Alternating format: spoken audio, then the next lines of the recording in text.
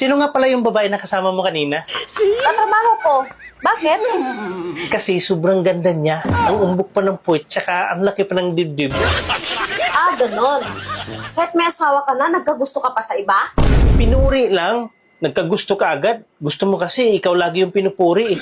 Sige, kung sakaling makita mo kami ulit, sabay kami maglalakad, sino ang pipiliin mo sa aming dalawa? Tinatanong pa ba yan? Siyempre yung katrabaho mo. Direct to the point kasi ako magsalita. Nagsasabi lang ako ng totoo at saka hindi ko ugaling magsisinungaling. Sigurado ka ba na hindi mo ugali ang magsisinungaling at magsasabi ka ng totoo? Aba, siyempre, oo. Sige, magtanong ka tungkol sa'yo. Sasagutin ko kaagad. Sino mas gusto mo? Katrabaho ko o ako? Katrabaho mo, siyempre. Sino mas seksi sa amin?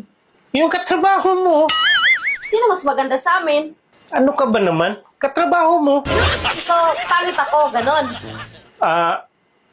Medyo. Malaki ba yung sa'yo o maliit? Yung mama mo pala, pumunta dito kanina. Oh, huwag mo ibahan ng usapan. Hindi ko naman iniba. Pumunta naman talaga dito yung mama mo kanina. Akala ko ba direct to the point ka at nagsasabi ka ng totoo? Talaga naman. Sinasabi ko naman talaga ang totoo. Supot ka o hindi? Matulog na tayo, Han. Gabi na, oh. Naantok na ako.